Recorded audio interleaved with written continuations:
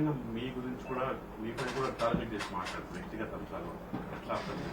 అదే కదా చంద్రబాబు నాయుడు గారిలో ఉన్నటువంటి నైజమే అది. వ్యక్తిగతంగా నా కూతురు పెళ్లిని నేను, మీ అందరూ కూడా సాక్ష్యమే, మీ అందరి దాదాపు 60,000 మంది నా కూతురు వివాహానికి వచ్చినారు. సాంప్రదాయ హిందూ వివాహ పద్ధతిలో జరిపినాం. దానికి కుర్తాళం పీఠాధిపతి స్వాముల వారు వచ్చినారు, స్వరూపానంద స్వాముల వారు వచ్చి దీవించినారు. 60,000 మంది, అనేక మంది రాజకీయ ప్రముఖులు. అంతెందుకు చంద్రబాబు గారు మీ వియ్యంకుడు, మీ బావమరిది, నాకు చాలా సన్నిహితుడైనటువంటి నందమూరి బాలకృష్ణ గారు అదే పనిగా హైదరాబాద్ నుంచి నా కూతురి వివాహానికి హిందూ సాంప్రదాయ పద్ధతిలో జరిగినటువంటి నేను చేసిన నా కూతురు వివాహానికి వచ్చి దీవెనలు అందించినారు.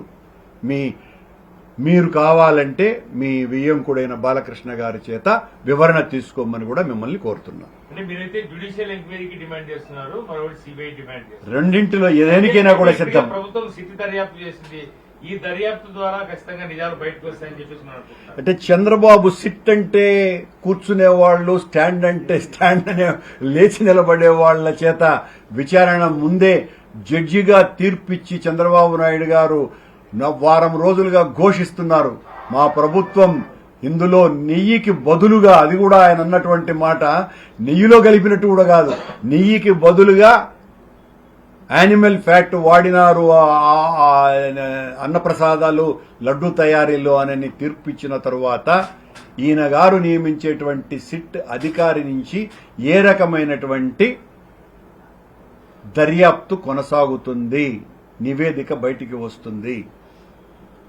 అయితే మీరు ప్రభుత్వాన్ని డిమాండ్ చేస్తున్నారు, అధికారులు కూడా డిమాండ్ చేస్తున్నారు. అధికారులు కూడా చాలా వివరాలు నేను బయట పెట్టారు. మీతో ఏదైనా అధికారులు ఉంటే డైరెక్ట్ బహిరంగ చర్చకు రావాలని చెప్పేసి అలాంటి సవాల్ ఏమైనా ఇస్తున్నారు? అధికారులతో మాకేం పనండి, మాకు ప్రభుత్వంతో పని. మమ్మల్ని విమర్శించింది, మా మీద దాడి చేసింది ఈ ప్రభుత్వం, ప్రభుత్వాది నేత.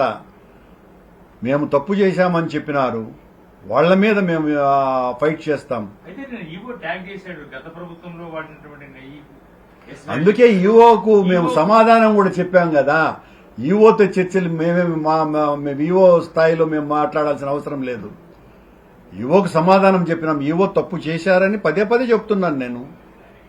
ఈవో మొదట ఎందుకు ఎడిబుల్ ఆయిల్ కలిపినారు అని ప్రకటన చేసినాడు. మీరే కదా సాక్షి, మీతోనే కదా మాట్లాడింది, మాతో కాదు కదా. మళ్లీ ఎందుకు మాట మార్చినాడు? అది కూడా పంది నూనె, పంది కొవ్వు, చేపల నూనె వాడినారని చెప్పినాడు.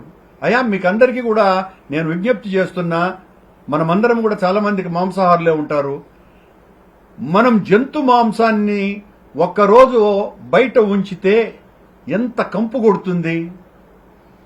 మనము అనిమల్ స్లాటర్స్ దగ్గరికి వెళితే ఎంత దుర్గంధపూరితంగా ఉంటుంది. అలాంటి దాన్ని నెయ్యిలో కలిపితే, కొండ లడ్డును బయటికి తీసుకువెళితే ఎంత దుర్గంధపూరితంగా ఉంటుంది ఒకరోజు దాటిన తర్వాత. సింపుల్ లాజిక్ కదా అది. ఆ మాత్రం కూడా తెలివి లేకుండా చేసేటువంటి దుర్మార్గపు ఆరోపణలు కావాలి. ఒక్కరోజు అనిమల్ స్లాటర్ దగ్గరికి వెళ్లి చూడండి ఏ పరిస్థితి ఉంటుందో. కషాయంగళ్ళకి వెళ్లి చూడండి ఎంత దుర్గంధం ఉంటుందో. మన ముక్కులు మూసుకొని మాంసాహారాన్ని కొనేటువంటి పరిస్థితి. అలాంటిది అక్కడ ఉన్నటువంటి ఆ అనిమల్ బోర్డు సభ్యుడిగా 3 సార్లు పనిచేశారు. అయితే ఈ రోజు భక్తుల్లో అనేక అపోహలు ఉన్నాయి కాబట్టి ప్రాయచిత్తంగానే మేము ఈ రోజు శాంతి హోమం చేసామని టీటీడీ అపోహలు చేసినప్పుడు శాంతి రాజుగారు భక్తుల్లో కాదు అపోహలుండేది. చంద్రబాబు మెదడులో కుళ్ళుంది.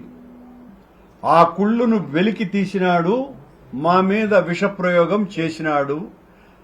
డెఫినెట్ గా అంతో ఎంతో సక్సెస్ కూడా అయినాడు. అది కూడా మేము ఒప్పుకోవాలా. ఎందువల్లంటే ఆయన చేతిలో కొన్ని వందల మీడియా సంస్థలున్నాయి, లక్షలాది ఆ సోషల్ మీడియాను ఇన్ఫ్లుయెన్స్ చేయించగలిగేటువంటి మనుషులున్నారు. తద్వారా ప్రజల్లోకి బలంగా చొప్పించగలిగినాడు. కనుక ప్రజలందరూ కూడా వినేసినారు కాబట్టి శుద్ధి చేస్తాము అని చెప్పినాడు.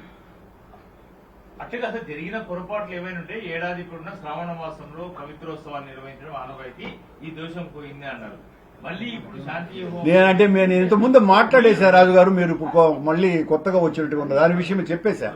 లోకేష్ గారు తిరుపతిలో కూడా అంటే బహిరంగ సవాళ్ళకి రావాలి, నేను ఇక్కడే ఉంటాను అట్లా అంతా కూడా చాలా అంటే నేను ఇక్కడే ఉంటానన్నాడు, అప్పుడే వెళ్ళిపోయినాడండి ఆయన. ఎందుకు వెళ్ళిపోయాడు? వాడని నెయ్యిని కూడా వాడారంటూ ఒక దుష్ప్రచారం అయితే ఇప్పటికీ బలంగా తీసుకెళ్తున్నారు కదా, ఏం చూడాలంటారు? ఏం చేద్దామండి, చంద్రబాబు గారికి గొంతు పెద్దది, మన గొంతు మూగది. నిజం గొంతు చిన్నది, అబద్ధం గొంతు చాలా చాలా విశాలమైంది. చంద్రబాబు గారి గొంతు శకుని కన్నా, గోబెల్స్ కన్నా, ప్రపంచంలో ఉన్నటువంటి అబద్ధాలు చెప్పే వాళ్ళందరికంటే కూడా, వాళ్ళందరికీ కలిపితే ఎంత అవుతాయో ఒక చంద్రబాబు గారి వాయిస్ అంత పెద్దది. ఆయన చెప్పగలడు, ఏమైనా మాట్లాడగలడు, నడుస్తుంది. ఇప్పటికైనా ఈ వివాదానికి ఎప్పటిలాగా ఫుల్ స్టాప్ పడే అవకాశాలు ఉన్నాయి? ఎవరు ఫుల్ స్టాప్ పెట్టాలండి? ఎవరు ఫుల్ స్టాప్ పెట్టాలి? దీని మీద నువ్వు మామూలుగా అంటూ ఉంటారు, మా మీద బురదేశావు, మమ్మల్ని కడుక్కోమని చెప్తారు, మా మీద మసిగుడ్డ పూశారు, మేము తుడుచుకోవాలా అని. ఈరోజు చంద్రబాబు గారు వేసింది బురద కాదు, మసిగుడ్డ కాదు.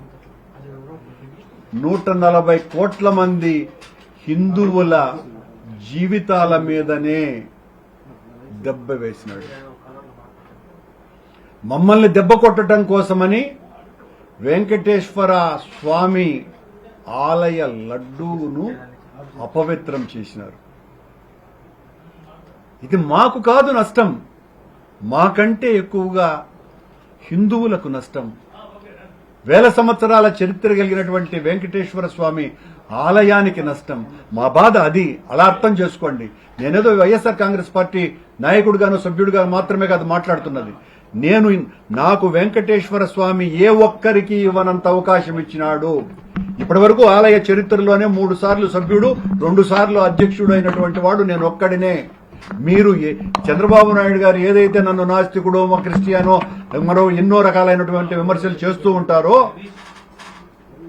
అని ఆ భగవంతుడు నాకు ఇచ్చినటువంటి అవకాశం కనుక ఆ భగవంతుని భక్తునిగా నేను చెప్పాల్సినటువంటి విషయాలు చెప్తున్నాను.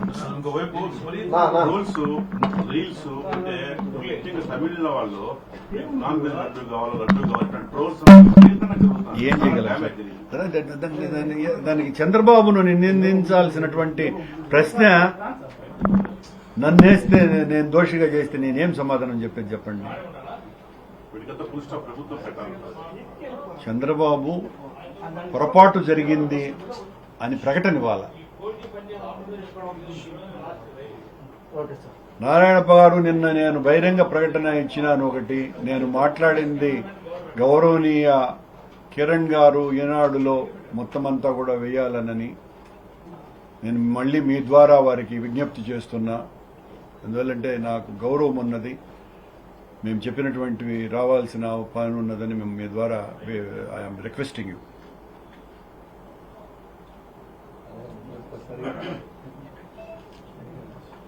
థ్యాంక్ యూ అండి. Thank you sir.